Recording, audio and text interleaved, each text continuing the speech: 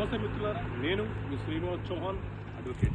మిత్రులారా, ఒక కేసులోని విషయం ఏంటంటే ఒక వ్యక్తి కొన్ని సంవత్సరాల క్రితము తన పేరు మీద ఉన్నటువంటి భూమిని అమ్మివేసినాడు. సేల్ డీడ్ త్రూ రిజిస్ట్రేషన్ ద్వారా చేసినాడు. ఎవరైతే కొనుగోలు చేశారో ఆ వ్యక్తులు మ్యూటేషన్ చేసుకోకపోవడం వల్ల వాళ్ళ పేరు మీదకి పట్టా రాలేదు.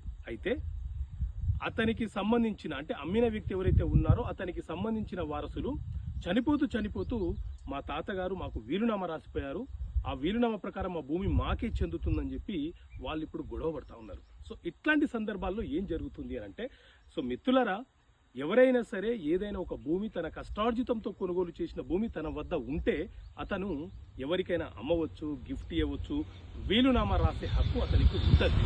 అయితే ఎవరైనా సరే ఒక భూమి త్రూ రిజిస్ట్రేషన్ ద్వారా ఎవరికైనా మూడో వ్యక్తికి అమ్మివేసిన తర్వాత మోసపూరితంగా కొనుగోలు చేసిన వ్యక్తిని మోసం చెయ్యాలన్న సంకల్పంతో ఏదైనా ఒక వీలునామా తన వారసులకు ఆ భూమి చెందాలని రాస్తే ఆ వీలునామా అనేది చెల్లుబాటు కాదు.